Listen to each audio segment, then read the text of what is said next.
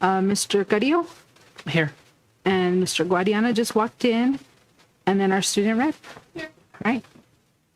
Everyone is here. That moves us to our board norms. Item 1, actively listen to all perspectives. Number 2, close the loop responding to concerns and questions as a unified board. Number 3, model the professionalism we expect from all members of the district and community. Customer service orientation. Number 4, assume positive intent. And number 5, be positive and responsive. If everyone could please stand for the Pledge of Allegiance. I pledge allegiance to the flag of the United States of America and to the republic for which it stands, one nation, under God, indivisible, with liberty and justice for all. I salute the flag of the state of New Mexico, the be a symbol of perfect friendship among united cultures.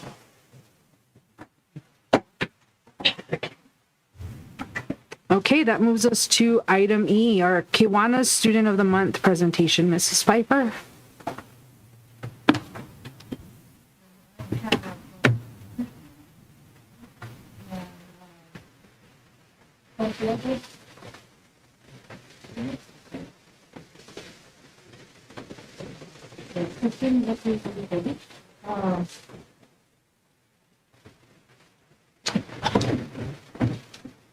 I forget green means.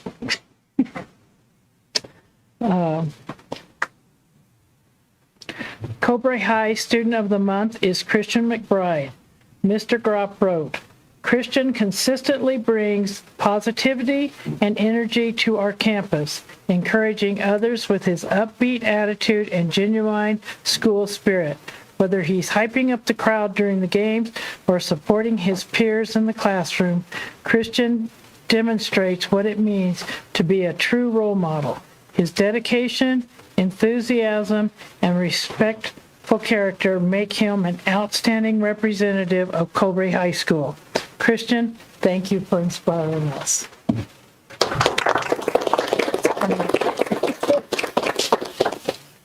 And we'll want to take pictures of you in a little bit. Snell Middle School Student of the Month is Santiago Arredondo. Ms. Begay wrote, Santiago is currently a 6th grader at Snell who excels both academically and athletically.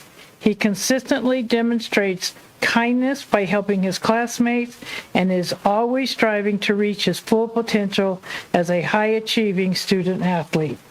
Santiago treats teachers and staff with respect and takes great pride in maintaining his 4.0 GPA while exemplifying positive behavior throughout the school community. Congratulations. Let's shake hands with the school board. Congratulations. Congratulations. Congratulations.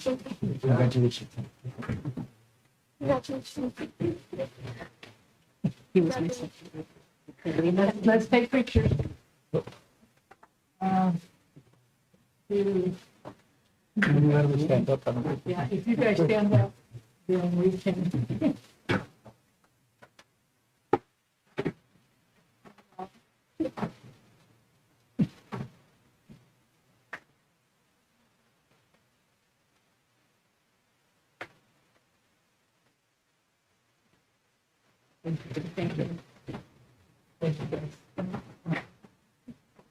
Congratulations. Thank you.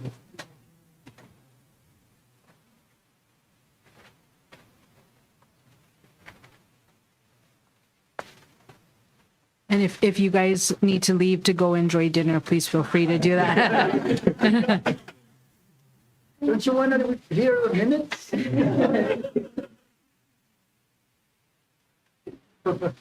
Thank you. Congratulations again.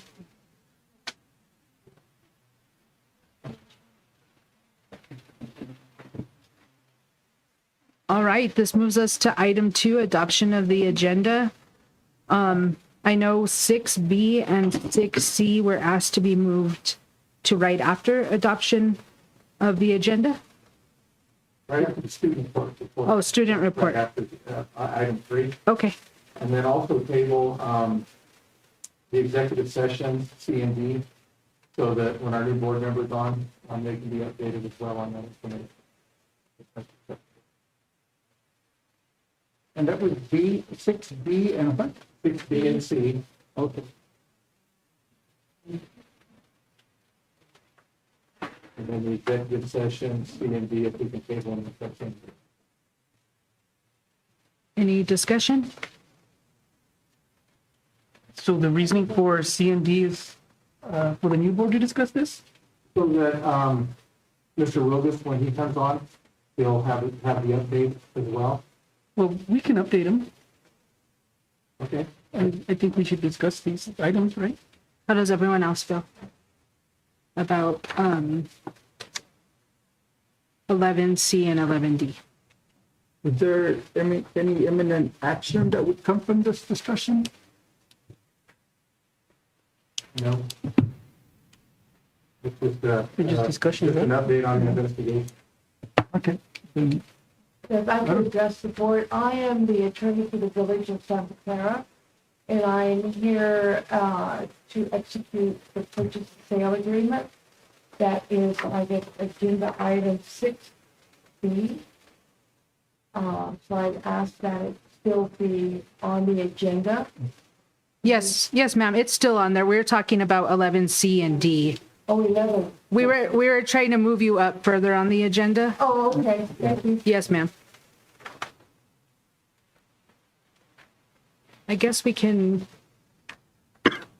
no reason not to, if it's not any imminent action that Mr. Rogas would be better apprised of, then if it's something you can apprise him of outside of this, then that's fine. And that's fine. I can shoot him an email. okay. So, So we'll carry on then, not to table? Or it's still your recommendation? That's up to you guys. My recommendation is to table it so that he'd be fully informed. Okay. Do I have a motion then to approve the agenda? As modified? It depends on whoever wants to make the motion, to move 6B and 6C up to after the student representative report, and then to continue with the agenda as written, the rest of the agenda. I'll make a motion to move items 6B and C after the student representative report and continue with the agenda. Okay, do I have a second? Second. Okay, all those in favor signify by saying aye. Aye. Aye, opposed, same sign. Okay. So that moves us to our student representative report.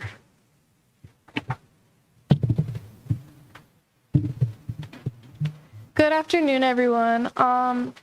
First of all, I would like to say thank you to Miss Lucinda Valencia for hosting Shop with a Cop in our Cobre district. It was a great success, and I'm just so thankful that we have people in our community that really come together for our kids. As far as other things go, I would also like to say that a lot of students are upset that they haven't been paid for their innovations grant.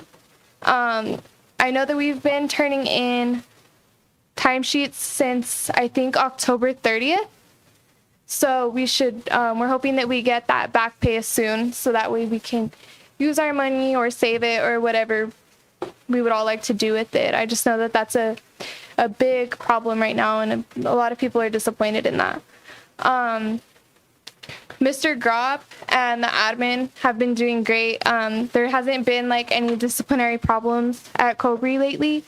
And I'm just really proud of my peers and my teachers and staff that all make that possible. And I believe that is all that I have for tonight. Thank you, guys. Thank you. Can I ask you a question? Sure. So, Madam President, from the last report that you gave us and you addressed some issues, have that been already resolved, addressed? Which part? So the last meeting you had mentioned, one of them was the parking lot. There was a lot of potholes in the parking lot. And then there was someone to do with students. The credit recovery? Yes. Well, I'm just curious if that has anybody talked to you already about, have they been taken care of? To my knowledge, credit recovery is still running the same way that it was when I last spoke. And also to my knowledge, no improvements or action to improve the parking lot has been taken. Okay, thank you. Any other questions? There is a limit to discussions on anything that's not on the agenda. Otherwise, we could get into more detail, but since it's not there, we can't really get into more detail. But we have good incidents you're bringing up, and we should put them on the agenda for the next time.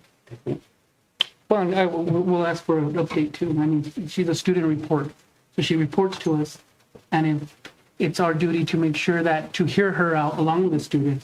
So that's why I'm asking that for you or Mr. Gropp to at least attend to what's being reported to us. I mean, whether it's taken care of, whether it's not, that's the reason for that. Thank you. Thank you. Have a good night, guys. Thank you. Have a good winter break. You too. Okay, that moves us to 6B.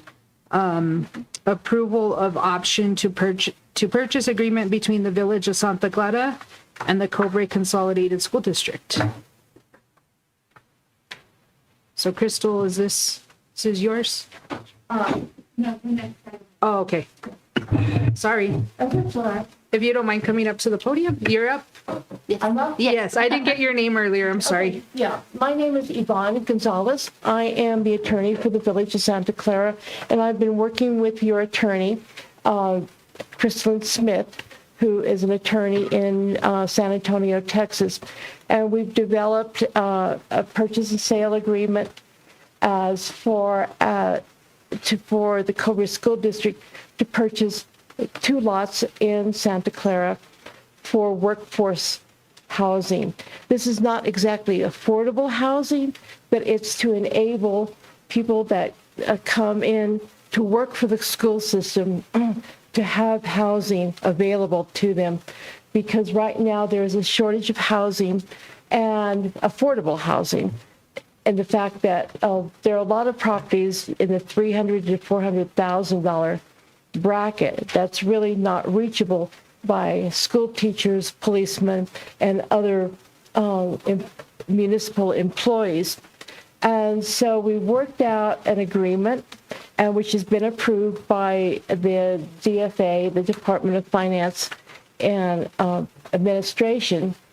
And I'm here. The mayor of the Village of Santa Clara has signed the quitclaim deed to Cobra, and included in that quitclaim deed is a memorandum of our option to purchase agreement, because we are selling this property at 1/2 the value. And so we have to show to the Department of Finance and Administration that we are not just giving it away.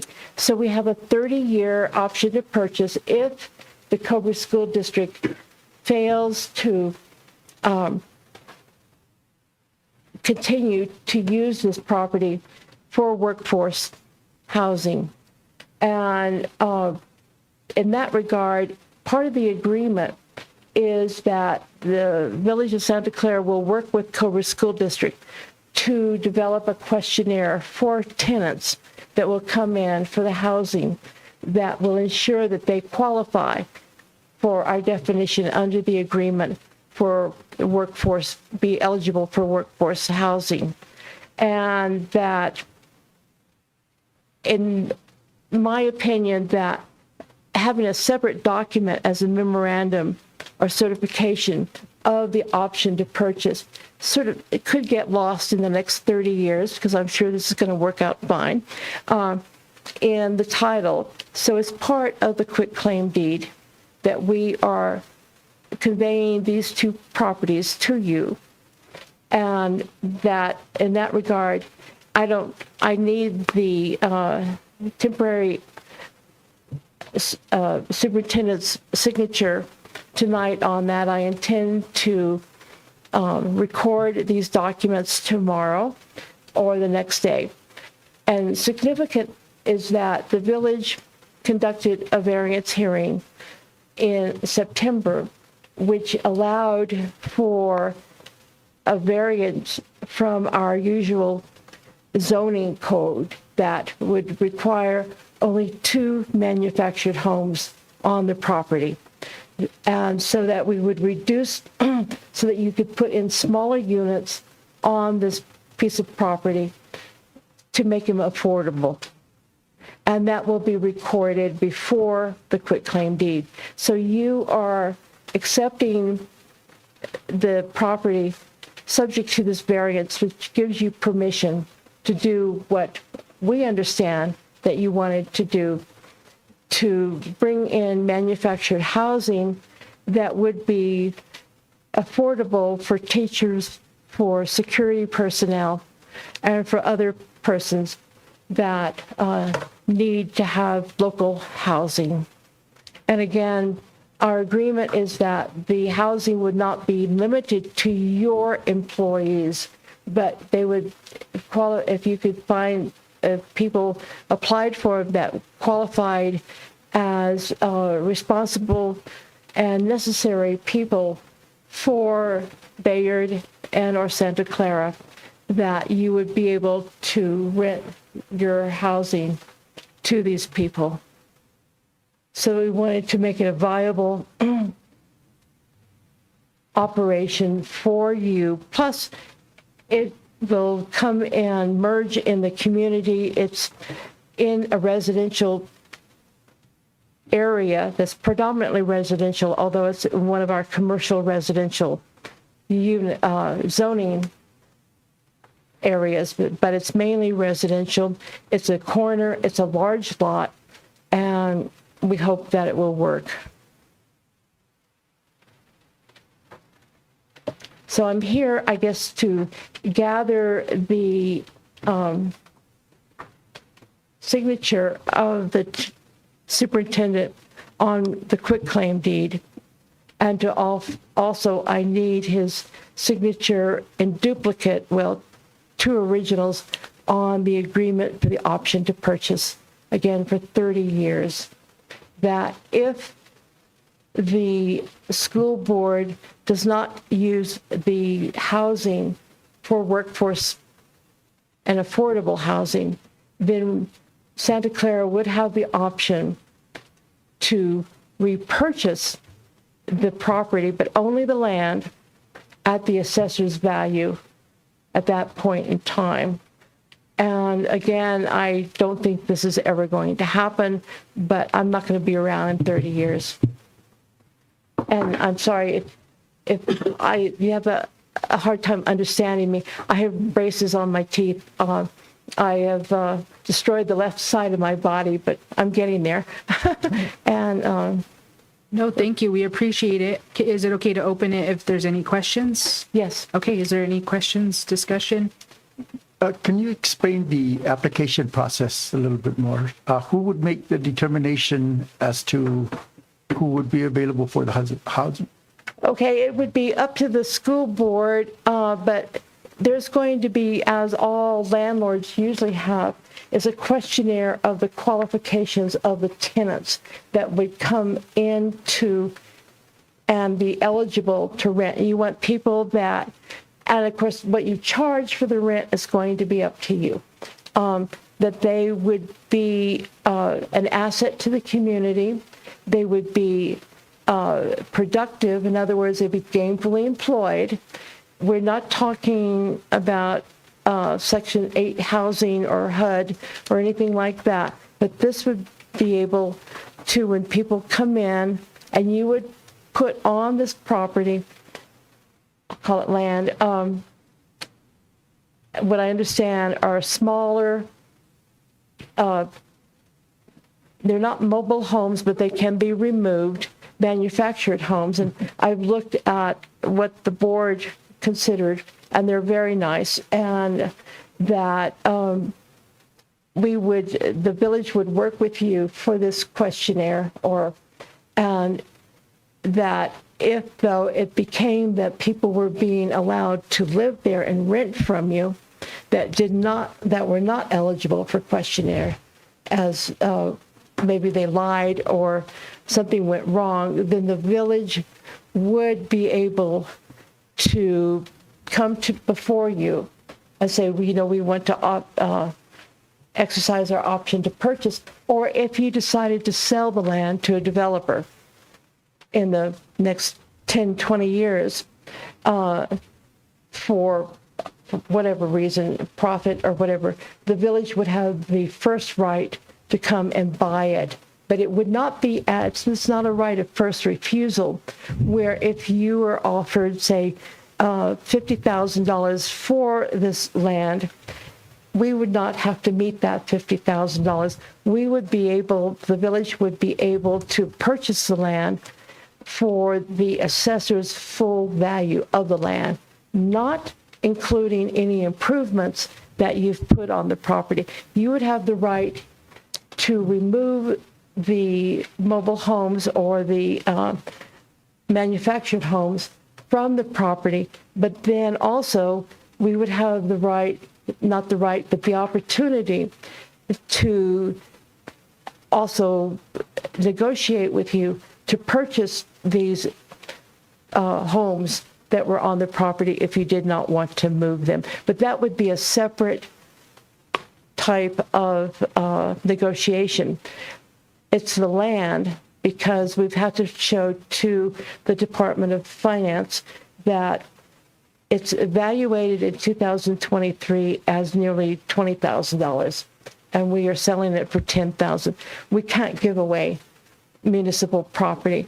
So justifying that, we would have the right to come in at a future date, but the set price would be the then assessor's full value of the land, not the improvements on it. That would be a separate negotiation. Okay. Any other questions? Yeah, question, I guess more to Mr. Piper, because I don't think it's necessarily dealing with the purchase, more of the arrangements that we will make for the lease. Is it going to be, it's transitional housing, so I would think that there would be a term that would be applied, and maybe that would be discussed later on. Yeah, basically, what we're looking at, we'll bring the documents to you as well. Okay. Transitional housing, make sure that, if a teacher's coming in, they've got a place to rent. And I use myself for an example. Depending on the time of the year, with the fire going last year, it was hard to find a place. And I think that's what it's for that transitional purpose. And we'll just do it that way. Okay, thank you.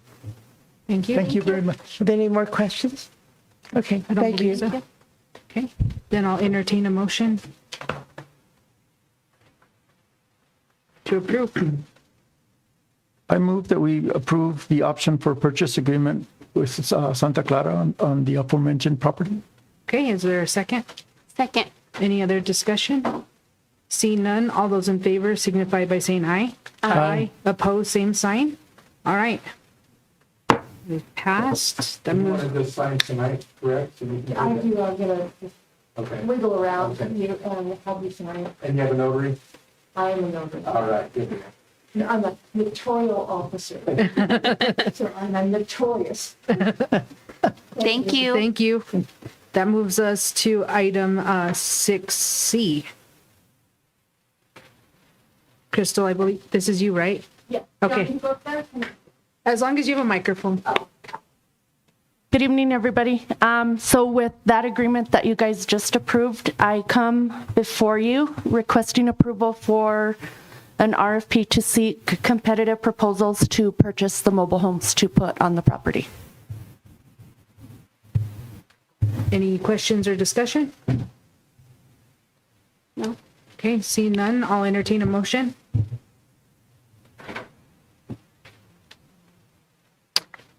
I move to approve the RFP number 25-12-16 for the purchase of a mobile home. Okay, is there a second? Second. All those in favor signify by saying aye. Aye. Opposed, same sign. Okay, that is approved. Thank you. You guys have a Merry Christmas. You Thank too. you. Okay, that moves us to item 4, public input. Item A, agenda items. Is there anyone that'd like to give public input on item A, agenda items? Anyone online, Caitlin? Okay. Is there anyone that would like to give public input on item B, items of concern? Okay. That moves us to item 5, new business. 5A, presentation by Bosque Advisors LLC, managing principal Mark Valenzuela, a bond advisory firm. Good evening, Madam President and members of the board. Thank you for having me here in your community and the district. I provided a presentation. I don't know if it's up or not, or, oh, you have it In the packet. Okay. Yeah, I can say it too. Okay. Thank you for allowing me to make the presentation, Madam President and members of the board. Again, my name is Mark Valenzuela. I founded Bosque Advisors. We serve as a bond advisor to school districts around the state of New Mexico, and we're eager to be able to compete for your business. We want to be the advisor here at Cobre. And I wanted to share a little bit about who we are. We're a small boutique firm.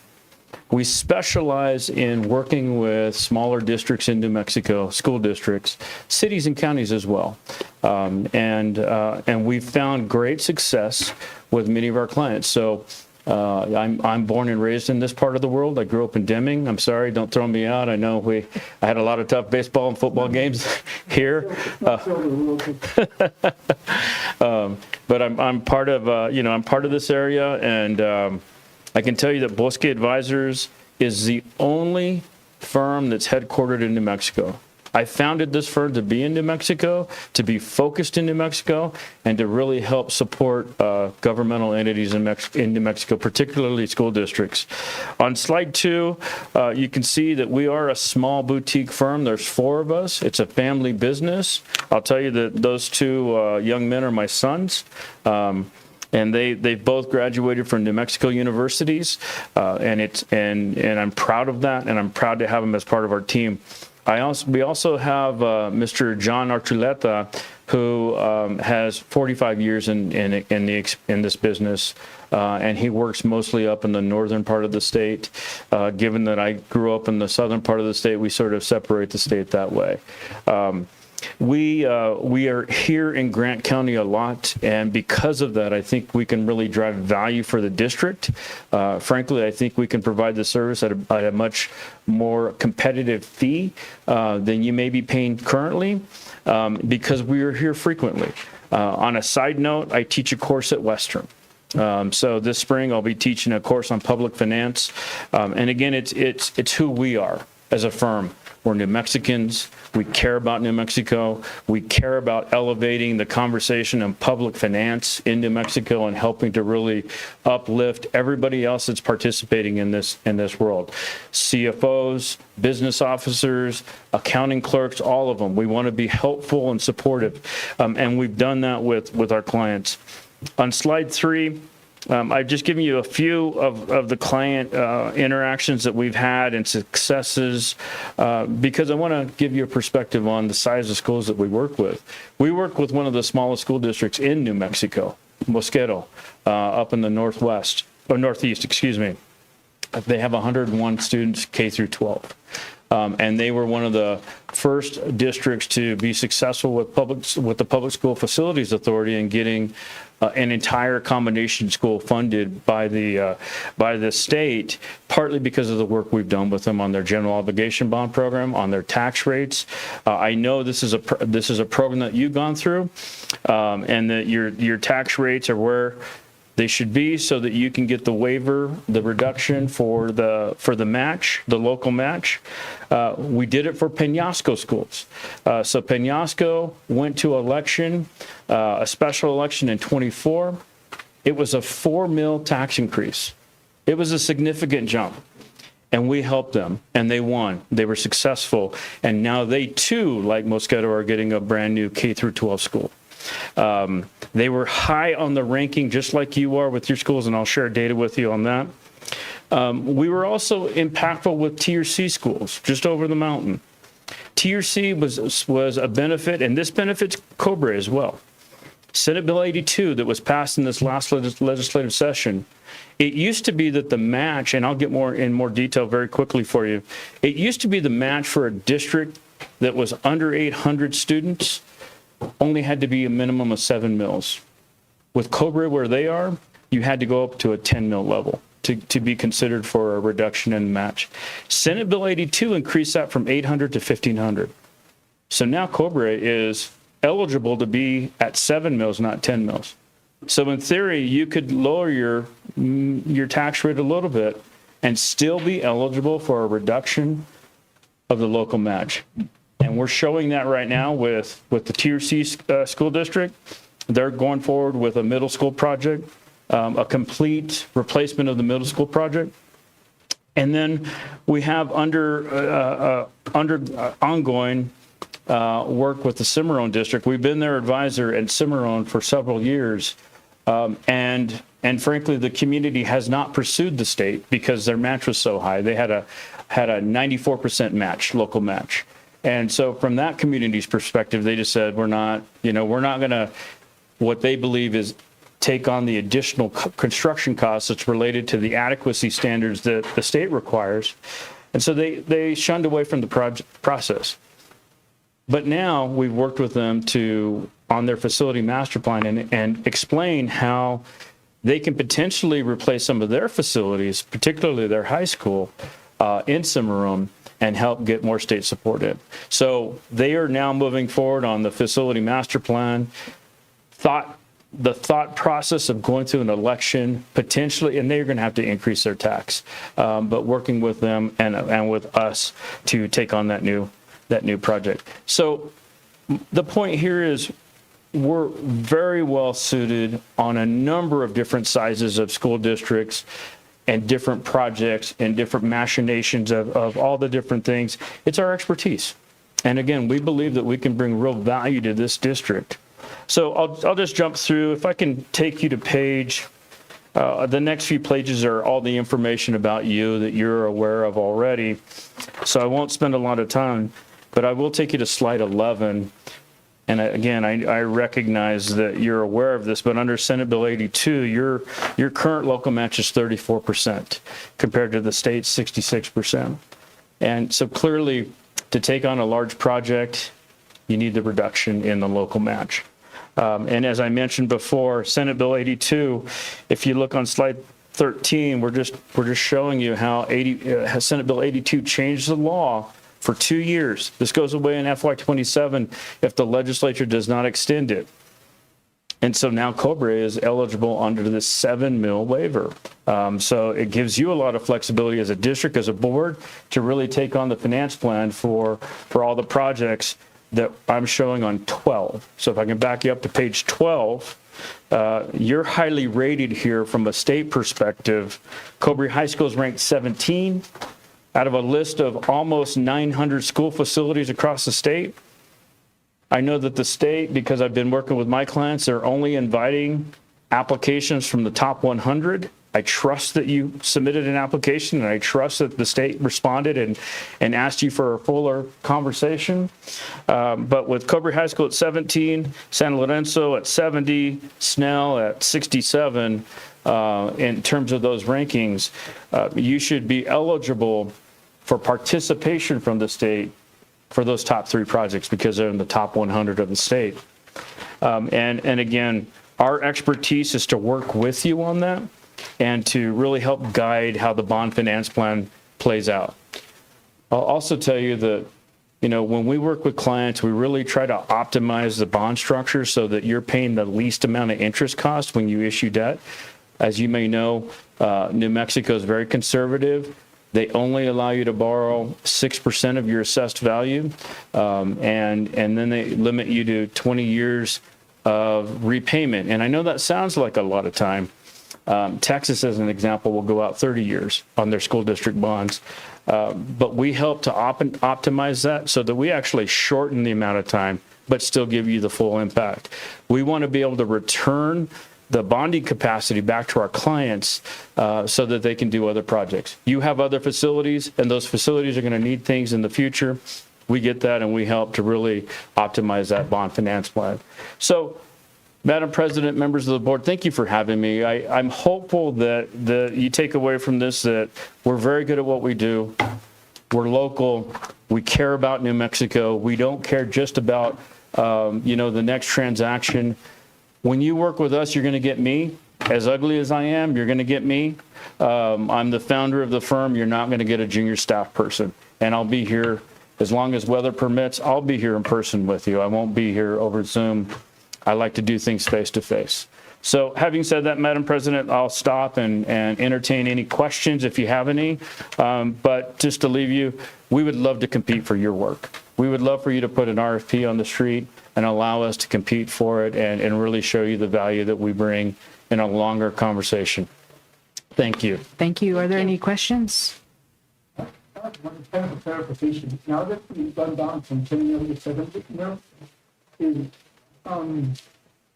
that portion, the 7 mil, going to go towards the construction, or is it going to be available to the schools?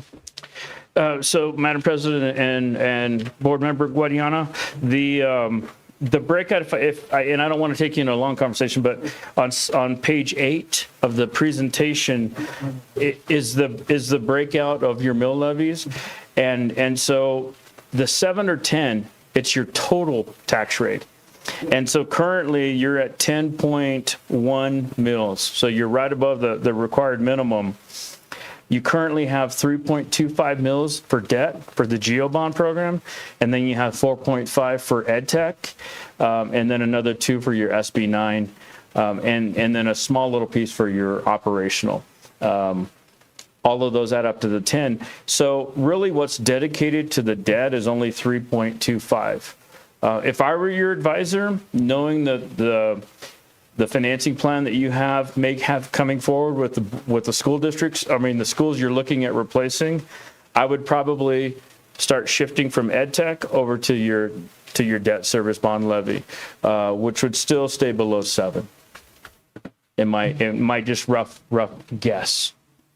So the question has to do more with the gap from 7 to 10. What happens to that amount then? That's something that stays within our discussion on how to use it, and the rest of the 7 goes to allocation to the construction? So it would go to these current setup where it was, so 4.5 mils would go to the EdTech program. It would still to King. Yes, sir. EdTechs pay off in less than 5 years. And so at some point you'll be able to have that excess cash to pay that off and make the decision about moving it over. And it really is up to you and the board. Those tax rates are changed every year with the Public Education Department, depending on the structure of your bond program and your EdTech program. And so if your EdTech is falling off and your bond's going up, it may stay in the same area, or again, it's up to the board to to guide us if we're your bond advisor and on where you want it to go, what the total tax rate you want it to be. Any other questions? Okay, thank you. Thank you. Thank you. Have a good night. You too.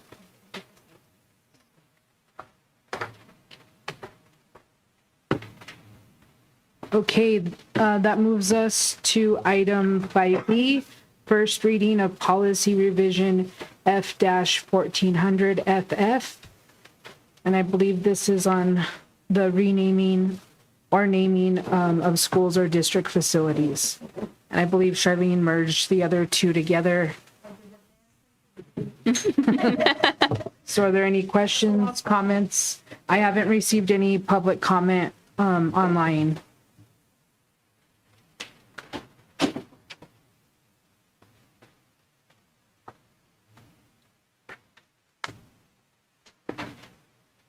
Okay, seeing no questions, then we can move on to item 6A, approval of the November 17th, 2025 regular board meeting minutes. I'll entertain a motion. I move that we approve the minutes of November 17th, 2025. Okay. Do I have a second? I'll second. All right, any discussion? Seeing none, all those in favor signify by saying aye. Aye. Opposed, same sign. Okay. That moves us to item D, approval of the 2026 preventative maintenance plan. Are there any questions? This is something that we do all the time, keeping it up to date.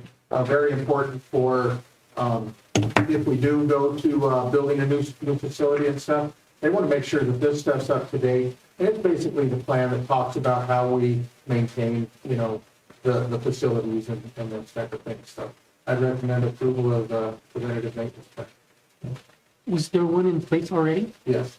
Is this replacing it or just adding? It's just revising it a little bit. A lot of it's really the same because we haven't had a new facility. A couple of things we looked at is the geothermal system at Hurley and Snell. And they just seem to be a nightmare. I mean, trying to find parts and that is just, it's tough. The people that service the geothermal have to come up out of El Paso. They don't like to work on Fridays. With the Snell specifically, to shut the system down takes pretty much a day, and then to bring it back up takes a day. So it's pretty much a whole weekend type of process, or 2 or 3 days when that thing goes down and needs service. So definitely something that needs to be addressed, and something that we're staying on top of through the preventative maintenance plan. So does the preventative maintenance plan include having that expertise in-house? We have somebody that works on it, and anytime somebody is coming from, I think it's Train out of El Paso, and when they come, he works side by side with them. So he's gaining knowledge as that happens. So we have somebody, unfortunately, some of the stuff is just, beyond what we have available in our area due to the system and the age of the system. I mean, when was it built? In the 50s, I think? The middle school? So before our home maintenance department was born. Okay, any other questions? Seeing none, I'll entertain a motion to approve.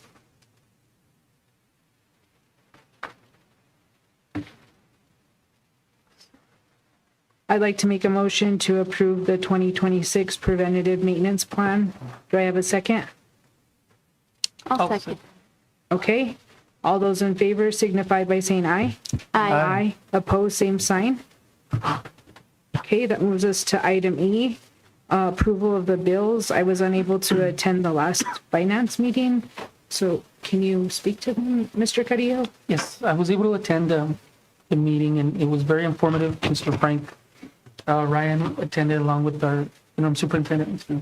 Piper, described really all the new, he just kind of went in detail of the bills and stuff like that. Very, very interesting and very informative. Thank you, Mr. Ryan. But other than that, I didn't see any asked questions, anything that was out of the norm that we need to discuss. Okay. Then I'll entertain a motion to approve the bills. I move. Is there a second? I'll second. Okay, all those in favor signify by saying aye. Aye. Opposed, same sign. Okay, that moves us to item F, approval of the initial budget 27552 Innovation Zone.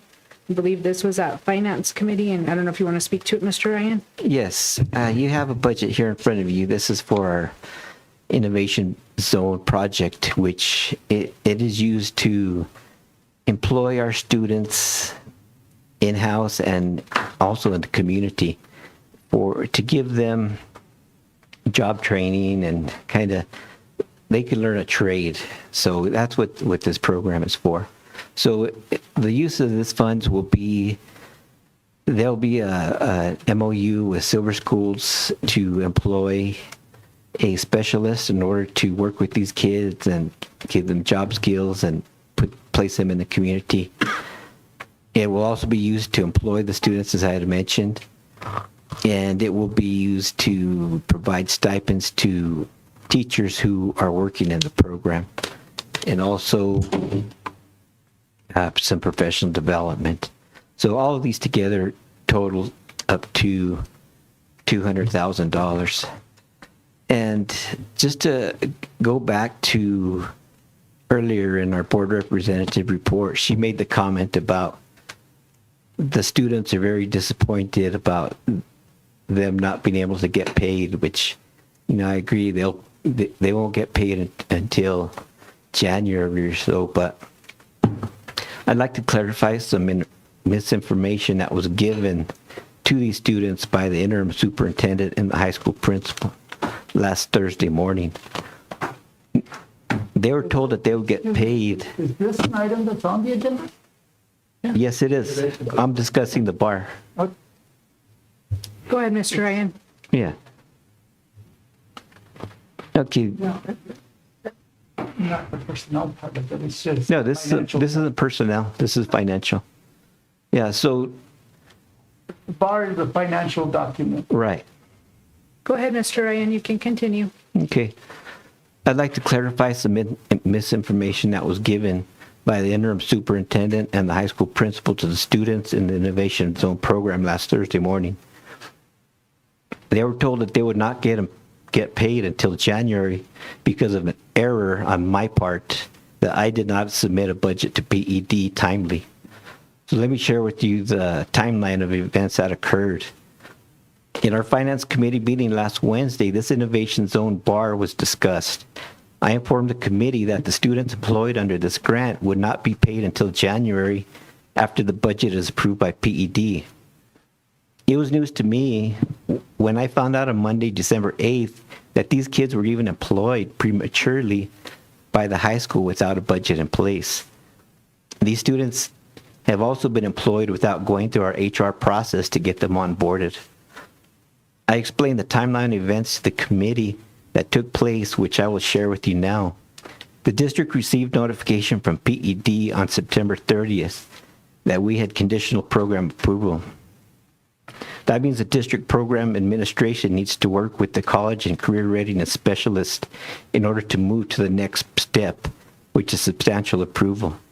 It also said the district could submit a bar to establish budget authority, in which I would submit upon receiving their proposed budget information.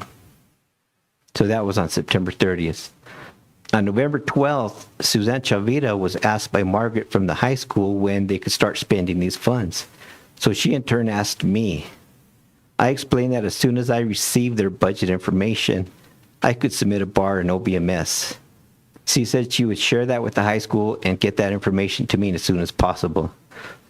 The following day, I received the budget information necessary to create the bar through an email from PED, which also gave substantial approval for this program.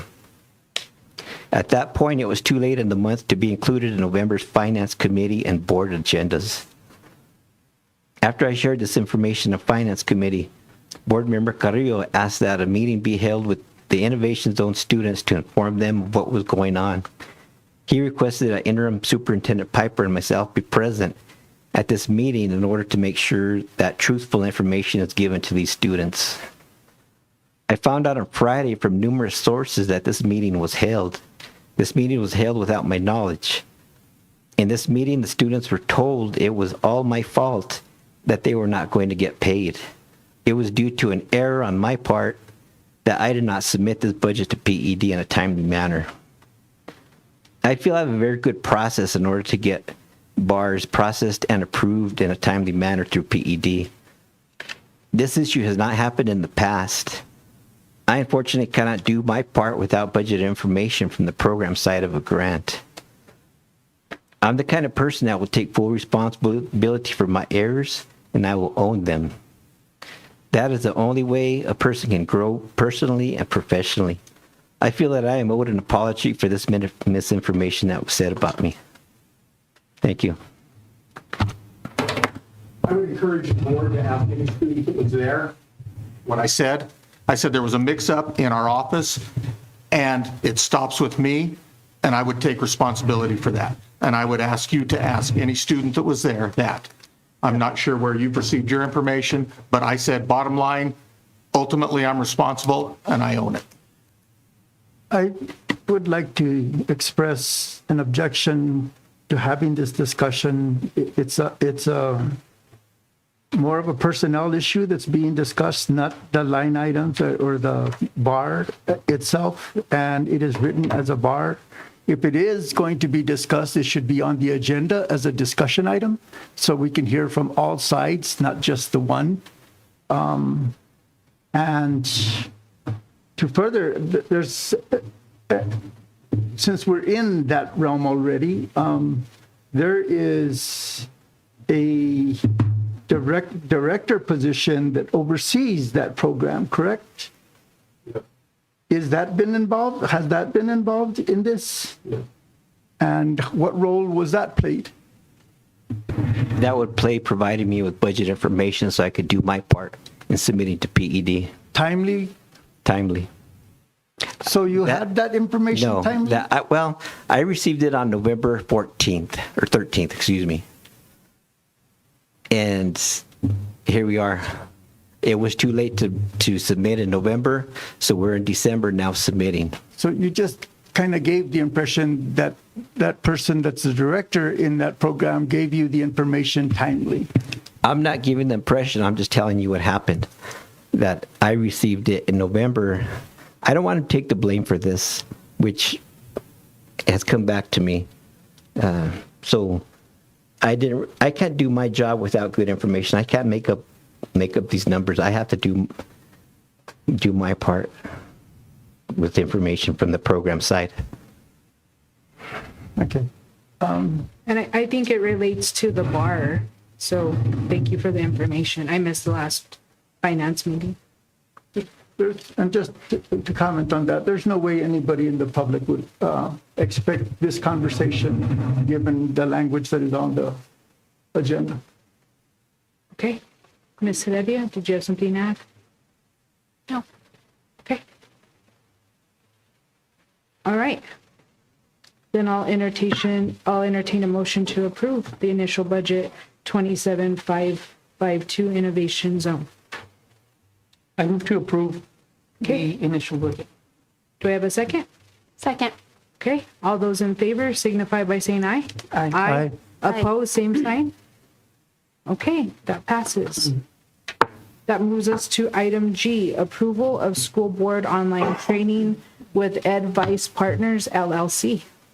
Yes, this organization actually offers online training to cover everything that everybody needs, the requirements and in the areas that are required. It covers all board members. So it is open to, I think we have a couple board members that have some family concerns, maybe some health issues or something that might prohibit them from making enough trainings to meet the required hours. And those required hours are all part of our school accreditations.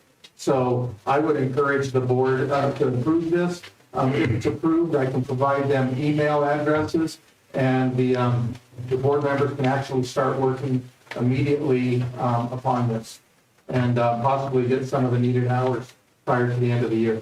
And with the new system that PED has, they're reported automatically at the public ed department.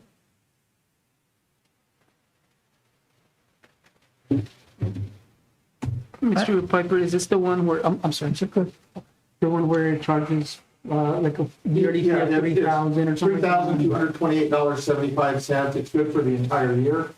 And that's not per board member? No, It's just that is total. And I think we visited a little bit about cost, and I think it's almost, when we start looking at mileage and hotels and registration, I think this last conference was, pretty close to $1,000 a person. So I think it's, very economical as well. Did you get better description of what the courses entail? Well, they're basically those 5 areas that are required. And then, they've got stuff that just, goes through and will address what each area is to make sure that, I think new board members are required to have 2 in each area, and veteran board members need 1 in each area. So their courses cover that. Thank you. I make a move to approve the school board online training with Advice Partners LLC. Okay, is there a second? Second. All right, any other discussion? Seeing none, all those in favor signify by saying aye. Aye. Aye, opposed, same sign. Okay, that's approved. This moves us to item H, approval of fiscal agreement with the Southwest New Mexico Council of Governments.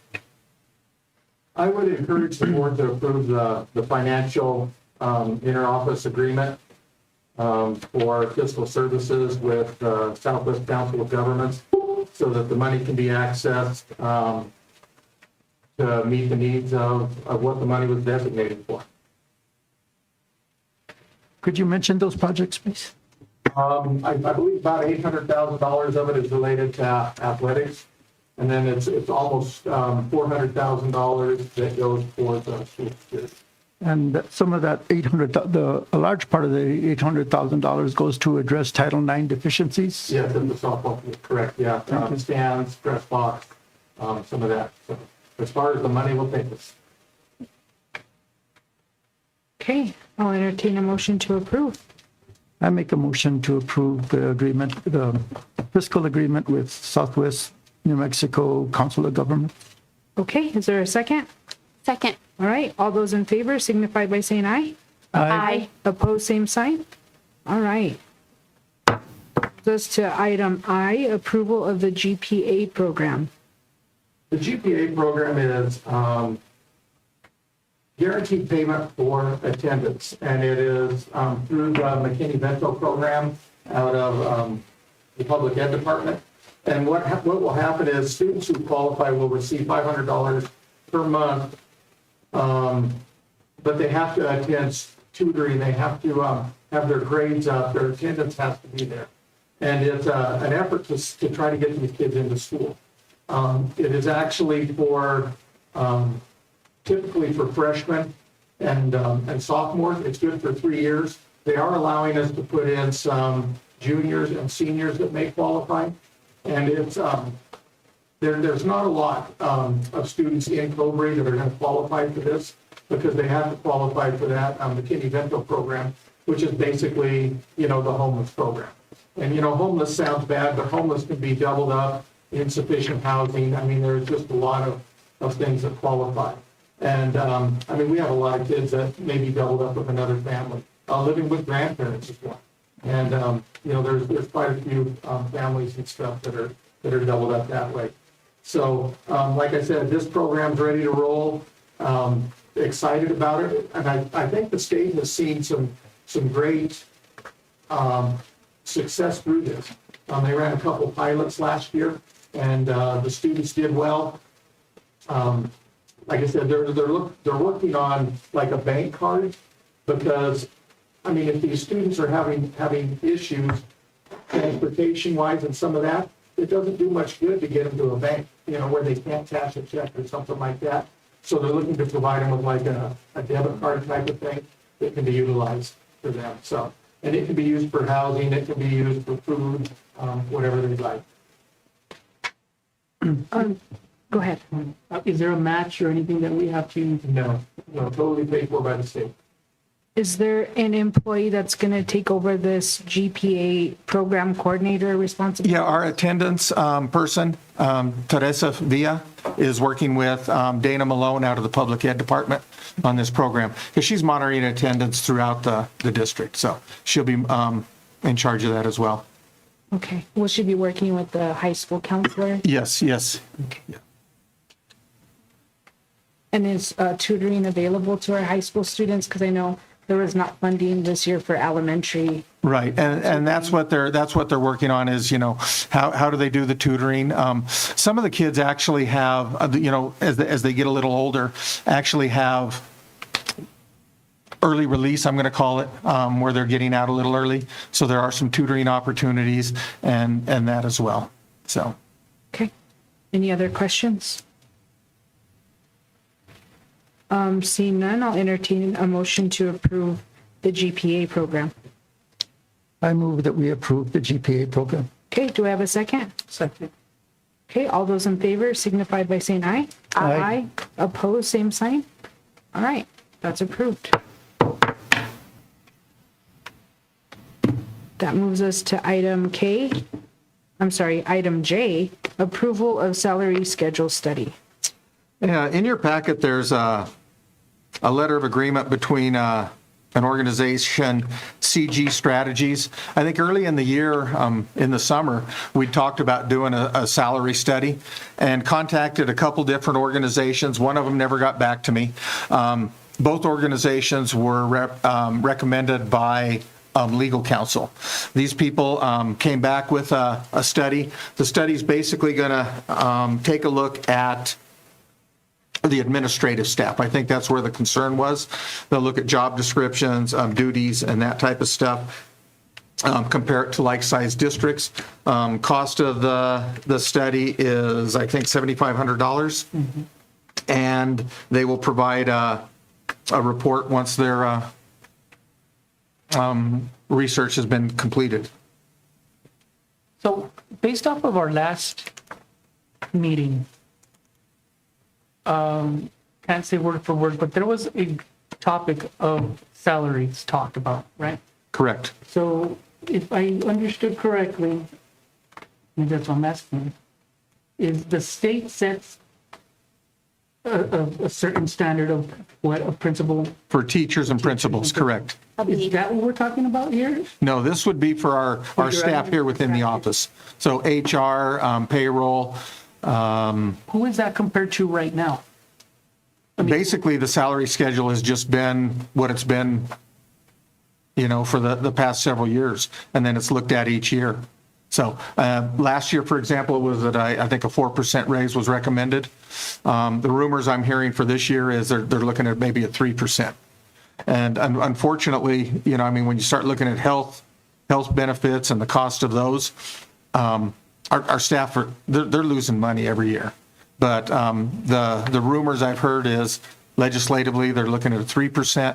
So that's basically we've taken the previous year's salary schedule, we added the 4% to it to make sure that the employees received that. So that's where they've come from. So just basically a historical salary schedule modified, but this will actually take a look at similar sized districts and similar sized jobs. That was my next question. So, we approved this, pay the $7,500 for the recommendation, and knowing that maybe we don't even have it in the budget to pay a certain amount of money to admin. Well, and So then this really went nowhere. well, this is Not nowhere. the time of the year to do it. I think it was something that was sort of promised to staff in the summer when they brought the concerns and stuff. Okay. And so, that was part of it. So, we can take a look at it and see. This basically is going to be a compilation of data from like size districts, correct? Correct. How come is that we can't do that in-house? A lot of the data that was presented was from, I'm going to say like Las Cruces and some of that was gathered previously, which, isn't like size. And I think having somebody independent do it may set better with staff rather than, us saying, well, no, you're overpaid or that. And I think looking at the job descriptions and stuff, this is going to take a while to put together. Okay, and the other part is that there could be people that are being overpaid, and then we can decide whether that position should be at that level or not. So how many admin I think are there that this would benefit to look at? I think there was, what I was figuring was there were probably 14 people within the office that we would look at. I was going to ask if we could also look at custodial and secretaries as well, and IAs, You want to get a quote for that as well? broaden the scope. Okay. And is Ms. Ramirez going to work in conjunction with helping them acquire all these documents? Right, and yeah. Well, and the nice thing is a lot of the stuff is available online. When I visited with them, our current salary schedules are online as well as job descriptions and stuff. So that makes it to where it's not a lot of work for, our staff to put together and make sure they get, so.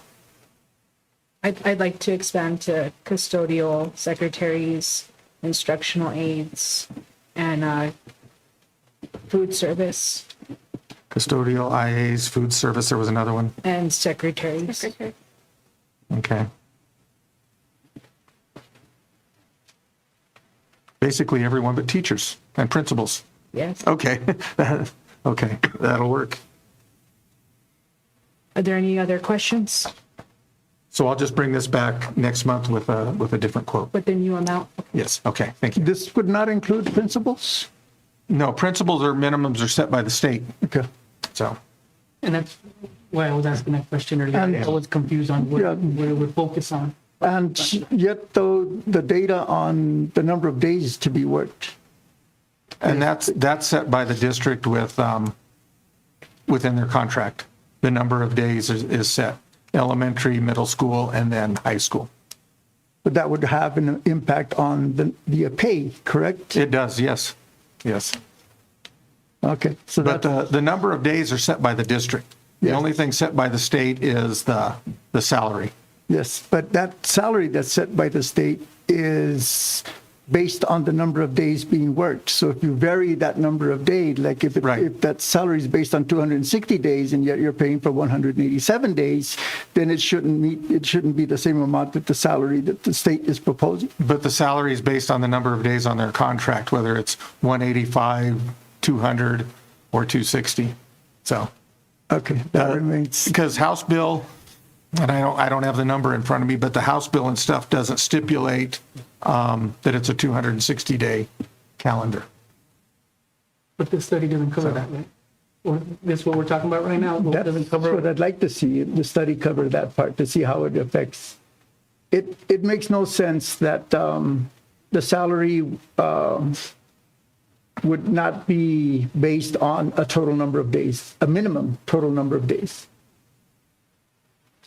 Well, I was going to say there is a minimum number of days because, the principal needs to be there while the students are there. And then typically, elementary principals don't need as much time before and after school as middle school does. A lot of that due to scheduling and those sort of things.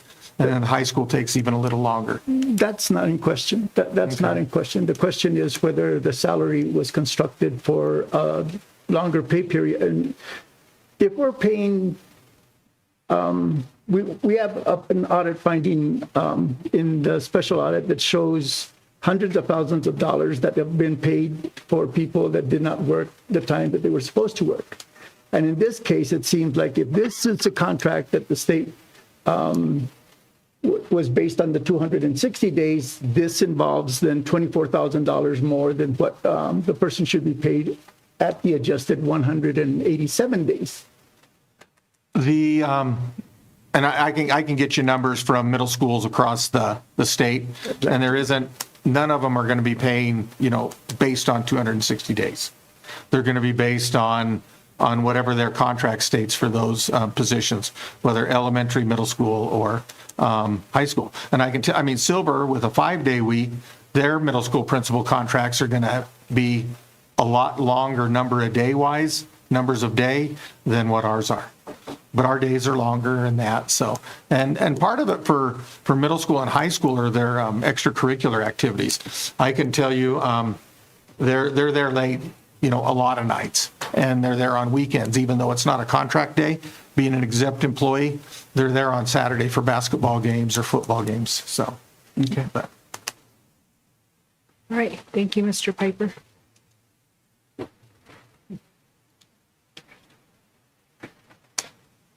So I would like to make a motion to table this until our next meeting so we could get an updated quote for all staff. Do I have a second? Second. Okay, all those in favor signify by saying aye. Aye. Aye. Opposed, same sign. Okay, so that's tabled.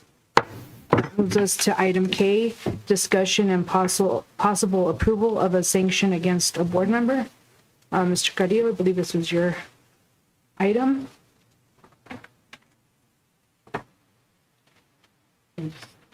Sure.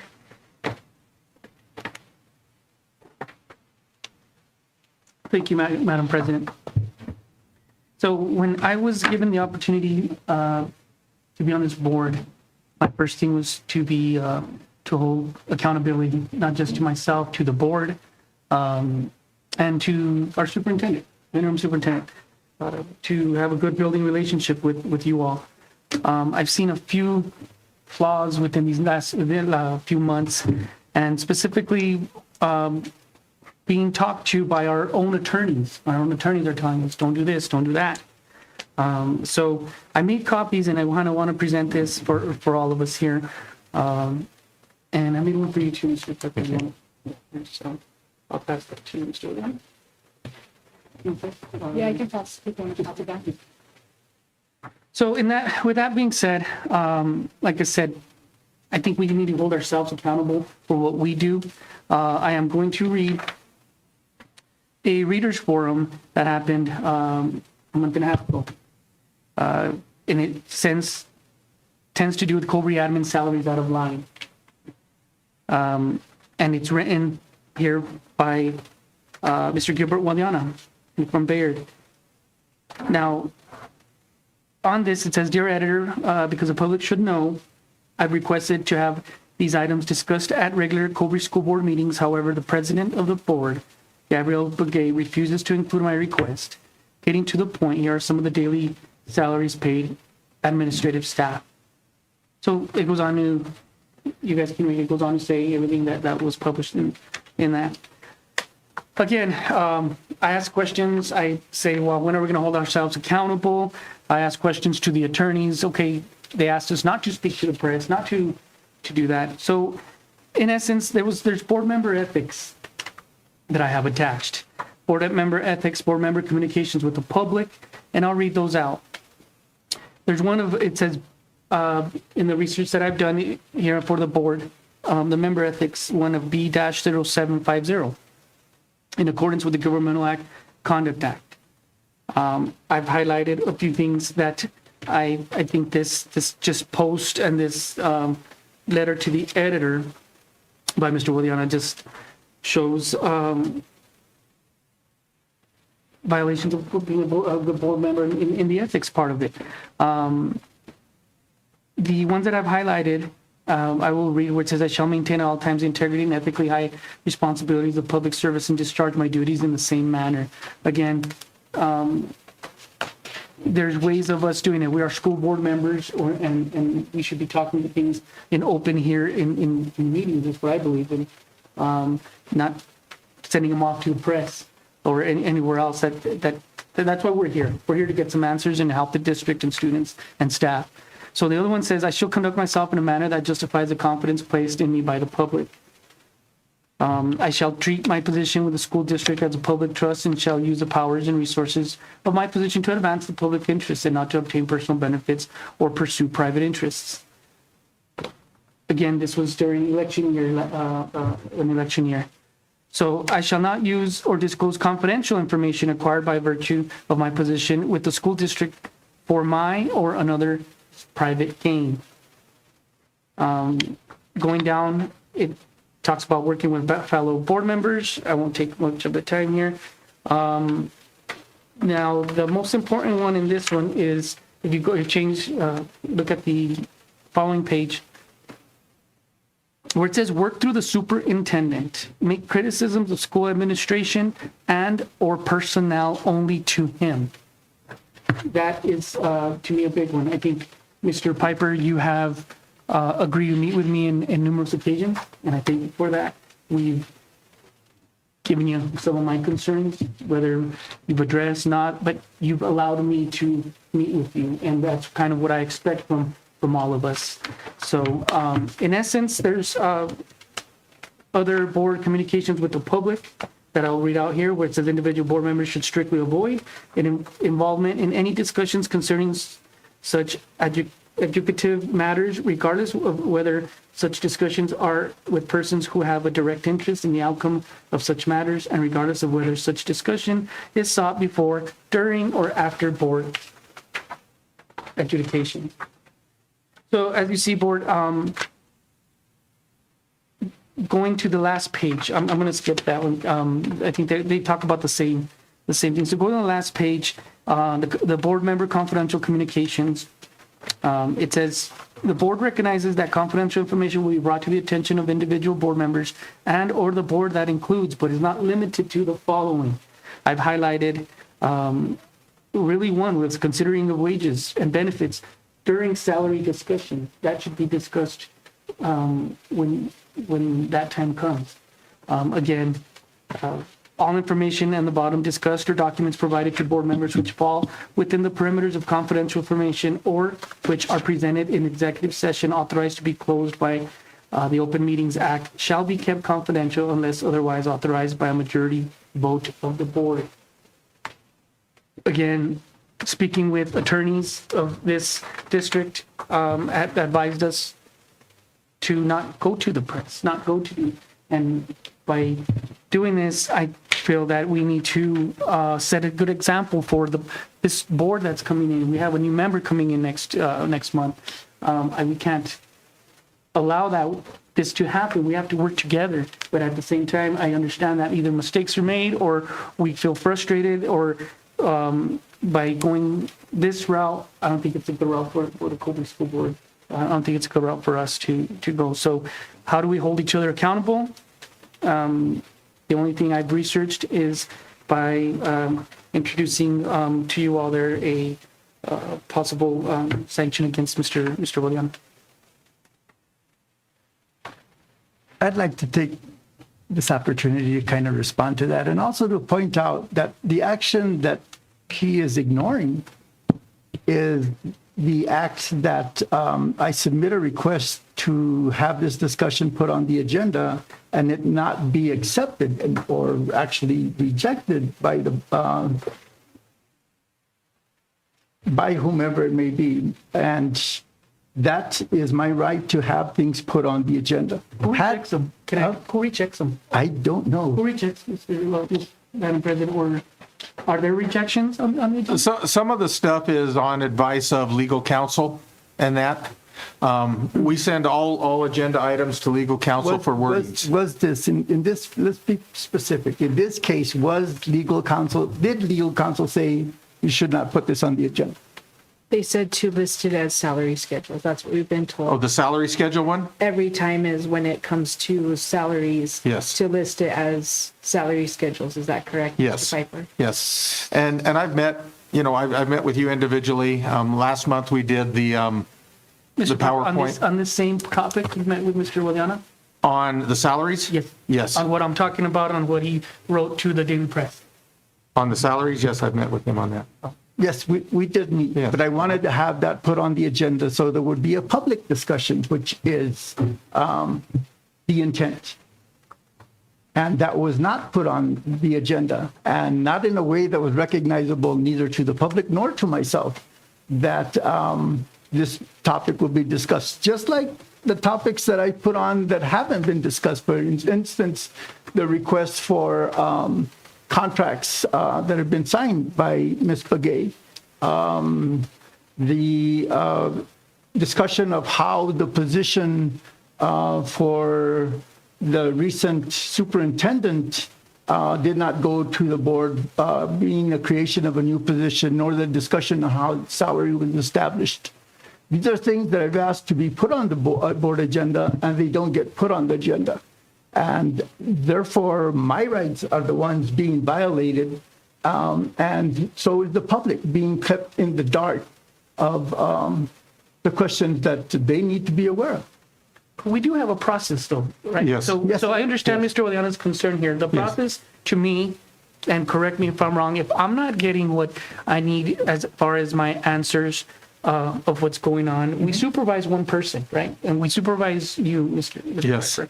So if that's not being done or anything, then we have to move forward on holding him accountable as well, right? So you're requesting things to be on the agenda, Yes. right? Yes. And that's not being done. Correct. But the answer to go to the press is not the answer to it, is what I'm only trying to say here. Going to the press and doing an editor on what's not being done. I think we need to take care of this either with Mr. Piper, and we have attorneys to look into. My concern is this: not only do we need to work together, but going to the press and doing what you typed out is not solving the issue, Mr. Williana. So then you're going to put another resolution out for having items requested by board members kept out of the agenda? That should be a sanction as well? No. Every No, we're not- we're not- every we're not month, gonna do that. every month when agenda items are requested, they're sent to Charlene and Mr. Piper. And if there's question about how to list them, Mr. Piper forwards them to legal counsel. Legal counsel gives advice on how they should be listed on the agenda. Madam President, just the way I did on this, right? I didn't go to the press. I didn't go right to the dear editor. for any reasons as far as, even if if this wouldn't have been on the agenda today, I still would have focused myself into talking again with Mr. Piper, or maybe even set a meeting with yourself, Ms. Begay, to talk about this. My biggest point in this conversation and this possible sanction is because we don't get what we want, we don't go out and write to the editor everything that I want to discuss. I don't think that's professional of us. I think that we need to just follow or bring up a resolution or bring something up to that this doesn't happen. If Mr. Guadiana's asking these questions and wants to be on the agenda, or you've already met with him, Mr. Piper, and it's not getting an answer that he either wants or it's not getting solved, there's other steps that have to be taken. But I don't believe going to the press and doing what happened here is and every item requested by you this month is on the agenda, correct? No. We had, I had the item for the request for IPRA, information requested by the president of the board. Everything I believe that has been sent is in a file for you. I printed everything out tonight, or today. So it's not on the agenda, though. No. And the point is having the public discussion about this. But Otherwise, it's being circumvented from being exposed to the public, unless I do a letter to the editor. But I've never also asked for inspection of public records of Mr. Guadiana, and our attorneys have advised us not to be doing that in a public setting, so we can maintain that we're a unified board. And I am fine with him getting my inspection of public records. I have no reason to hide it. I told both Mr. Piper, legal counsel, Charlene, to hand it over to him. Anyone can come and request what I've requested. I'm not trying to hide anything. There's no secrets. And so I know we're kind of getting off topic here, but I've tried every meeting to accommodate Mr. Guadiana. As I've said, it gets sent to Charlene and Mr. Piper, who then send to legal counsel. Mr. Piper has tried to meet with, he's made efforts to also meet with me when I have issues going on. So I don't really know what more can happen. This request was made at least well over a month ago. And as of Friday, I didn't have any information that this information was being compiled. As a matter of fact, I was told that some of the information was provided by the attorney that you didn't have access to. So I come in very well under the impression it's still not going to be done. I'm glad to hear that. And I can show you the email that came in, because I believe it came in today or over the weekend, that allowed me access to what has been provided. And again, that's kind of another point. If there is information being provided from personnel records to you, that's an issue that you weren't aware that information had been provided to the board member. There's a requirement for a board member to access information from personnel records. It must go through a vote to the board for which that is approved. It did not come to the board, and there's never been an approval to access. Yes, ma'am. Go ahead.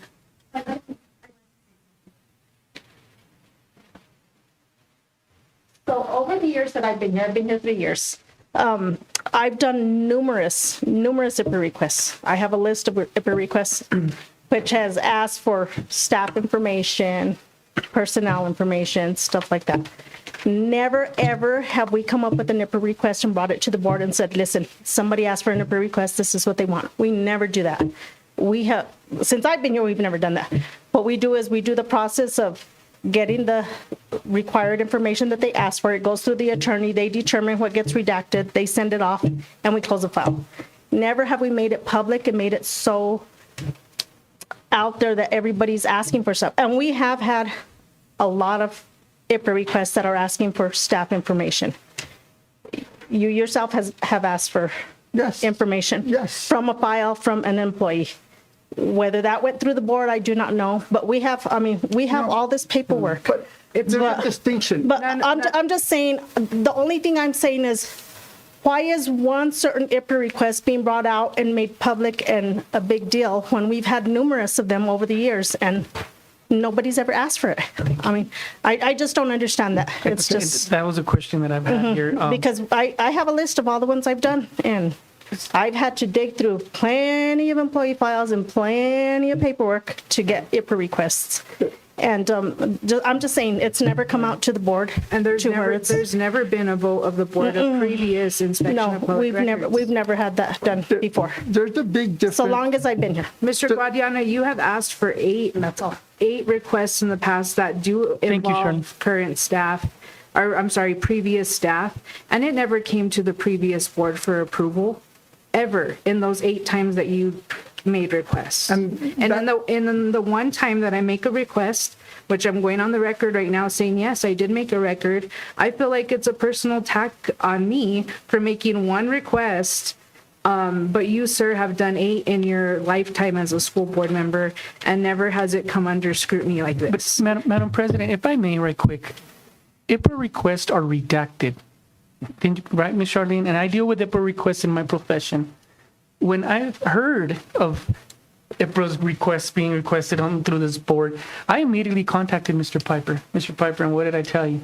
I said, sir, I will not request an IPRA request, because if I ask for some information, I'm going to tell you the reason for it.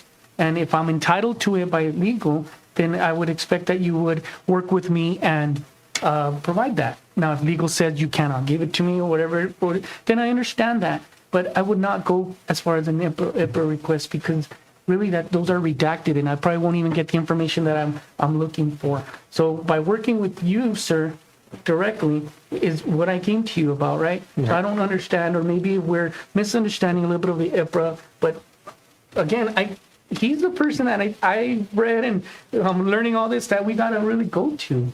And Ms. Begay's request was not made as a board member. It was made as a member of the public. And like I said, the attorneys, I mean, they redact out so much information. I mean, and that's where I think maybe people wonder, well, they requested this, but that doesn't mean that that's what they've received. So, so Madam President, Number one, the previous administration would provide me no documentation, and the audit, the special audit, even makes a reference that board members should not have to issue IPRA requests, and that was made because of the several times that I was denied information, and I had no other option but to go that route. And there are plenty of the IPRA requests that I made for personnel data that related to salaries, which related to the job descriptions. All those are public. All those are public, and there should be nothing redacted about those. As a matter of fact, those should be on our website, in my opinion, as they are for the state. Everybody's salary that works for the state is on the state website. I've asked for that to happen here. That was not done. But no names are provided on those. Oh, yes, they are. No. Oh, yes, they are. No, I don't think the names are provided on absolutely. That. But that's something to ask legal, right? And they said we could list positions, but not names. Okay, so let me come back to the agenda item. Is this? I don't believe we should go to the press if we don't get what we want. That's really where it comes down to. If I don't like my answer that you guys give me here, I'm not going to go right to the dear editor.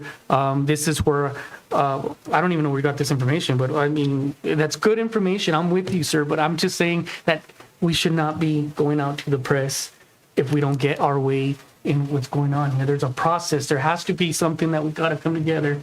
And again, I hold you responsible, Mr. Piper, to guide us and work together into what we can do to move forward for the district, not doing a dear editor paragraph on what's going on here. That's my point to this. To be fair, everything that's on the letter to the editor is public information. Everything that's on the audit is public information, and I get criticized for bringing that up. This is not something that's subject to denying me the right to put out public information. that it would be my choice. If it is something that you consider to be inappropriate for a board member to do, recognize I'm an individual as well. And in many times that I've gone to, like, for instance, radio stations, I will say, this is, I am a board member, but I'm coming up here representing myself, and I have nothing I say is representative of a board majority. It is my individual opinion. That is the same for the letter to the editor. It is within my right to let the public know this. But you hold a position here, Mr. Willian, that's what I'm saying. Someone from the public wouldn't have known everyone's salary. Someone from the public wouldn't have known all this unless you got this information from here. So even to this day, I didn't know these people made all this salary. And even the names, all that is public information. And please go out and check on it. And if I'm wrong, then I see your point. But if this is public information, including names, then I feel very justified in identifying a venue that I felt was restricted here, and it continues to be something that it does not put on the agenda.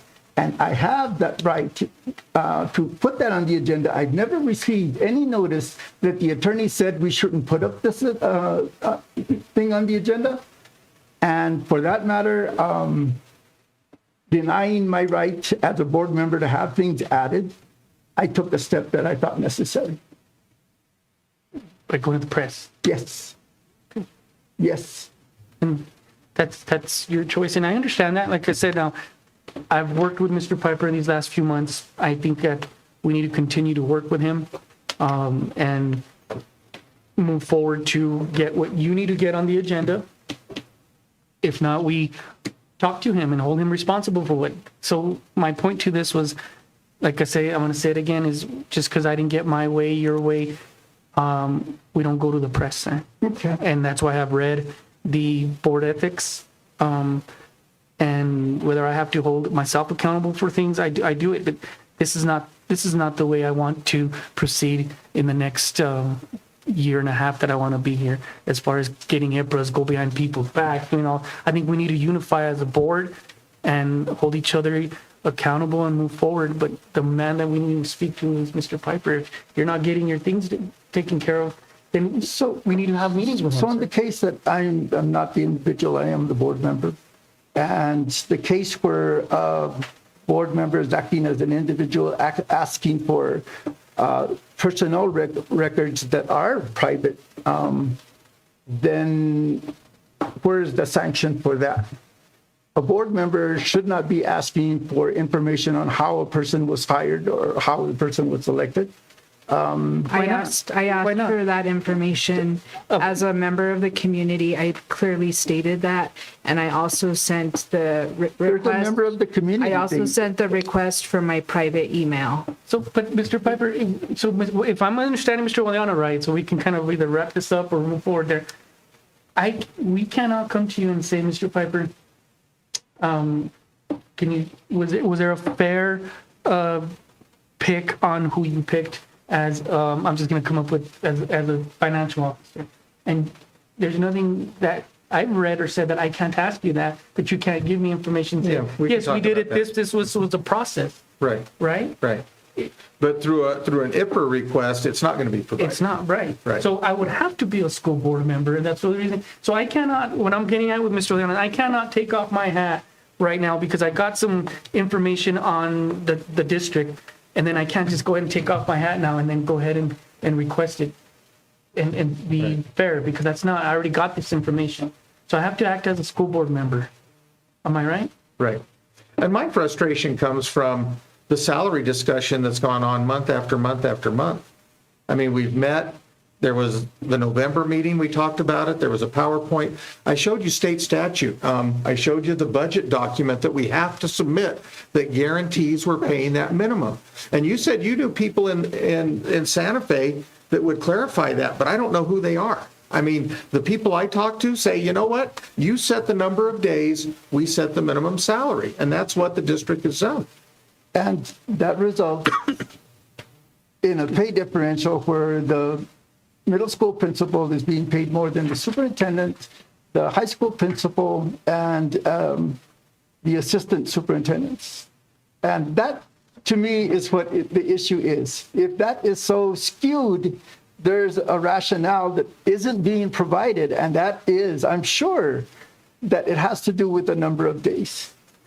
And so if it were that the number of days were 260 and that salary was there, I'd be fine. But the fact is that goes into a point that would result in, if it is 187 days, then the salary should represent that portion that's covered under the 260 days. So, Mr. Luna, then let's work together to try and get all that information I that you're agree, trying. but this So- we hit dead ends. We I know. hit dead ends. Well, and- let's keep working at it. So what I'm working on right now is not going to the press if we don't get whatever answers we have. So at this point, what I've presented, and we've gone a little bit off topic, I would, based off of the information from the editor and everything, I'd like to make a motion to sanction Mr. Gilbert Guadiana for his actions of that he took as a school board member. I just want to add something. Also, this letter to the editor, it doesn't reflect the salaries of the elementary school principals either, which work even like less number of days than the middle school principal was. But yet there's no data collected here to see what their daily rate would be. It's more focused on middle school principal, high school principal, and then the administrative staff, but nothing reflective of what the elementary school principals make. The elementary school principals have the uniform date that I saw. I compared it to the silver schedule that I got, and the elementary principals have a uniform date that is used here for the elementary principals. The middle school did not. But they all make a different daily rate, every single one of them. Yeah, based on the number of years they worked. That's But what the salary what I'm saying schedule is is for. they're not reflective in this. No, I didn't find an issue there. I didn't find an issue I just there. think if we're bringing up the principal's daily rate, then I would like to see all of them be reflected so we could see overall what their daily rates are. You're 'Cause welcome. we You're couldn't- welcome to put it on there. I'm just saying it's not reflected. And, well, and so should the elementary's principals minimum be based on a 260? No, Then, to me, that's, we aren't comparing oranges to oranges. This is why we're where we're at. Do they have activities that go on throughout the year? Like you have a football team in Snell, you have a basketball team in Snell. Right. And so She's not paid for those days. you're right. She is paid for those days. No, she is not. Because she's not working them. Madam President, so I've made a motion as far as presenting what I know we're going off topic. Yes, Just made sir. a motion and. What's your recommended sanction? So based on my research, that is something that the board will have to discuss at either the next meeting as far as the recommendation of the sanction. Right now, the vote would be, and my motion would be just to sanction board member Guadiana for reaching out to the press. Okay, is there a second? Second. Okay, any other discussion? Seeing none, all those in favor signify by saying aye. Aye. Aye, opposed, same sign. No. Okay, that passes. That moves us to item 7, our Finance Committee report. Mr. Carrillo, do you mind giving the report? Again, I sat down with Mr. Ryan and Mr. Piper. We were the only three there. He did explain what he already explained to the board today about the innovations. Want to apologize as a district to these students. They are working hard that have already been placed. Learning experience as far as everybody working together there. And really, he explained more of, it was my first meeting, went itemized what he does extra to make sure that this district understands the process of funding we get to how the bills are paid. And he actually has his own spreadsheet. I don't know if you call it your own, like a financial spreadsheet. I don't know what it was called. Yes, it's a fund balance reconciliation that I do, fund to cash balance So you see reconciliation. that's too long for me to memorize, but so he showed all that. He was pretty transparent on that, and I thank you for that. And really, that was our first meeting. I got to know a lot of the finances, and I can report back to the board next meeting in more in depth. Okay. I have a question to the Finance Committee. There are monthly reports that are supposed to be provided to the board. Do you ever receive any of those related to the accounts that we have? So yes, I got an agenda item along with a packet of the district's full funding. So I have everything that is being paid out and paid in and stuff. Is that what you're asking? Pretty much the budget. I don't know about the actual budget. Yes, that's provided. That was provided, right? Budget status report is provided on a monthly basis. Okay. Could I see those then? Sure. I believe, Charlene, you sent me an email on that, right? On the stuff. I can forward that to you. Okay.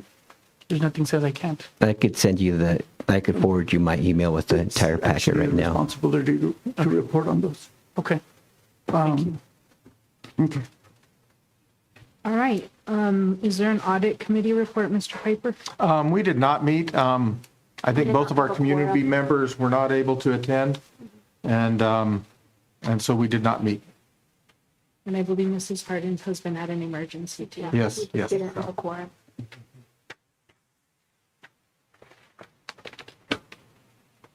All right, this moves us to item 9, board members report. Ms. Heredia, would you like to go?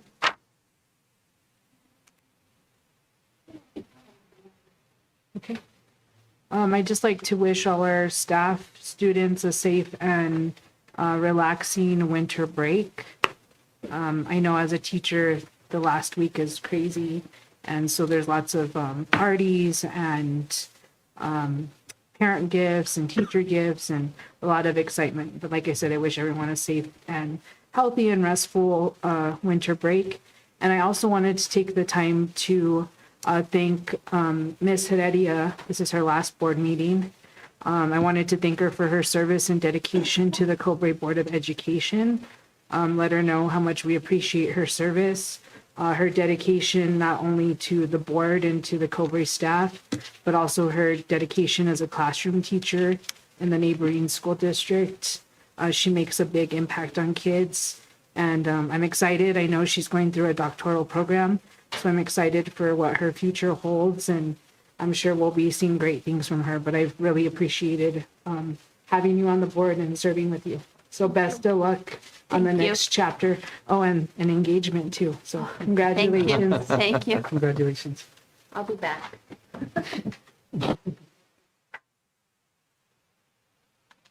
And that concludes my board member report.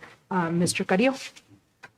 So I had the honor of attending the new board member training conference there in Albuquerque.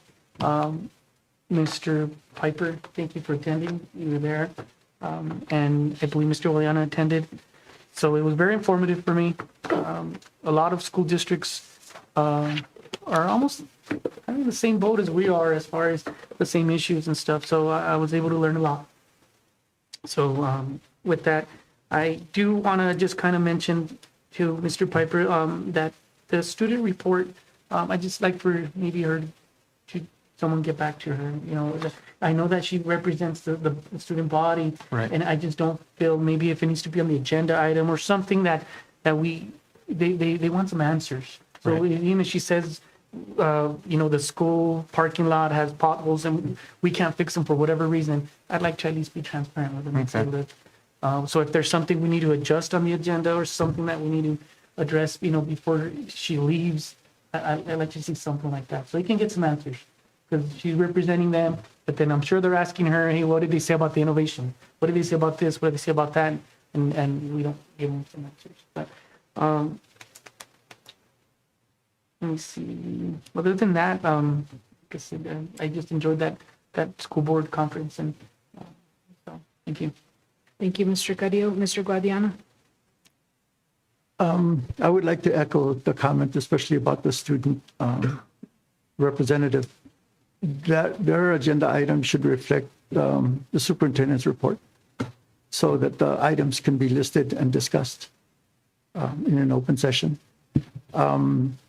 I have concerns still seriously about, one, the forensic audit. I don't know if our new members have received that, and I've gone through that, and I've taken a look at particularly the findings. And so I'd like to have that discussion in the future, because none of the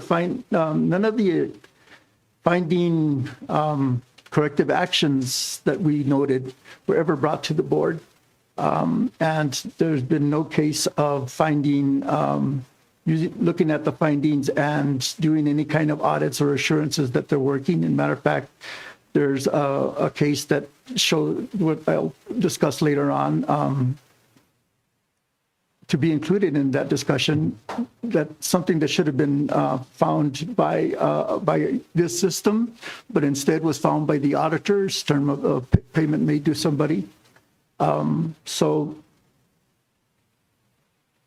we're going through this agreement with the Southwest Council of Governments because of our audits. And part of that legislation instructs us to be showing that we are complying with the corrections that are noted to address the findings. And I haven't seen that ever. So I'd like to see demonstrations of where we are with what it is we said we're going to do, and get that assurance that things that happen like this other one, there's a construct that prevents that from happening again. And I don't think they've asked for, It's not a question of what they asked for. It's well, a no, question. the auditors, we have to give management responses, and we aren't to that point yet, are we? No, we're not, Why not? because we're not. There's many items that are listed as completed. But the audit's not finished. Okay, are you? No. The audit's finished. We're talking about the forensic audit as well as the audit for 2022.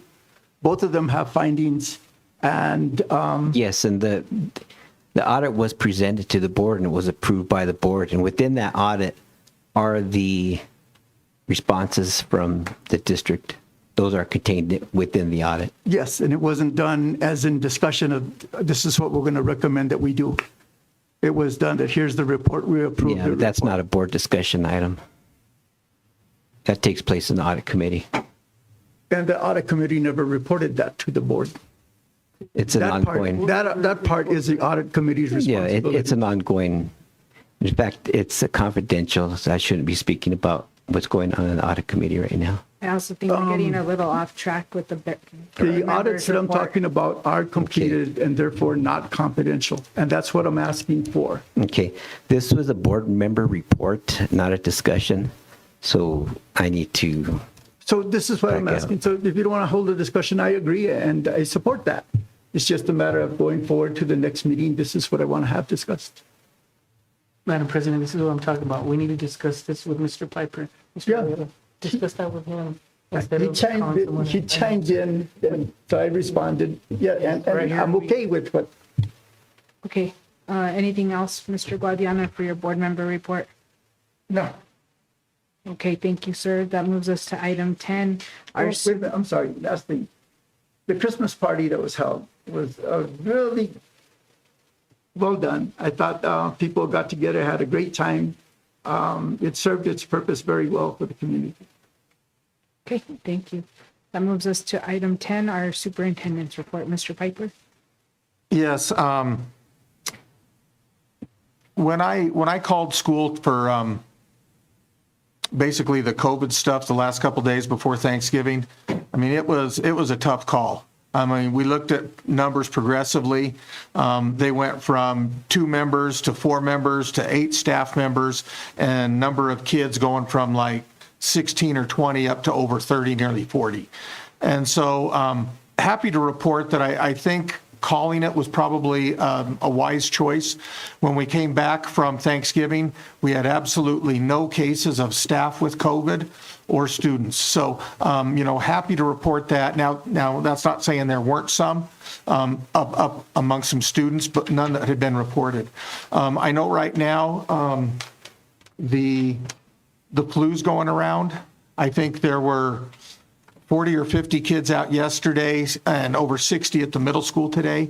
And we're trying to do our middle of the year testing and stuff. So we've got a lot of testing to make up and stuff. And I mean, it's unfortunate that, this stuff seems to roll around, but, was really pleased about what happened with the COVID stuff and it not getting spread so much further. So, and then additionally, fundraiser requests are there in your packet. You can take a look at them. I think there's about a half a dozen of them. And that concludes my reports. Thank you, Mr. Piper. That moves us to item 11, our executive session. Notice is hereby given so that the Cobre Board of Education will meet in executive session for the following purposes as permitted under the New Mexico Opens Meeting Act.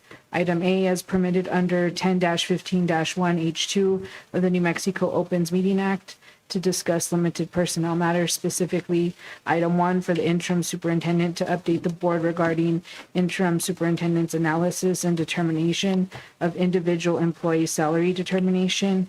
Item 2 for the interim superintendent to update the board regarding individual employees' overpayment. Item B, pursuant to section 10-15-1 H2 of the New Mexico Opens Meeting Act, specifically so that the board can present to and discuss with the interim superintendent the interim superintendent's evaluation. Item C, so that the interim superintendent can update and discuss student issues, including personally identifiable information about an individual student as permitted under section 10-15-1H4. And item D, so that the superintendent can update and discuss limited personnel matters as permitted under section 10-15-1H2 of the New Mexico Opens Meeting Act. Are we tabling C and D? No, sir, it was, Oh, okay, that's right, I'm sorry. I'll entertain a motion to go in executive for the purposes listed. I move. Okay, is there a second? All right, all those in favor of going into executive session signify by saying aye. Aye. Opposed, same sign. All right, we are now in executive session.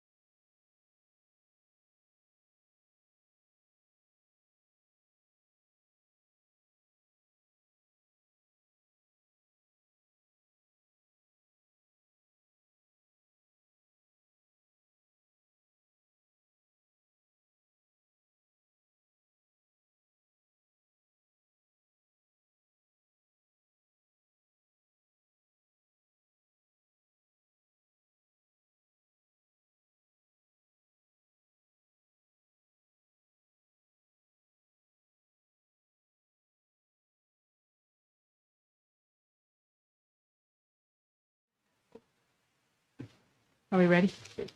Okay.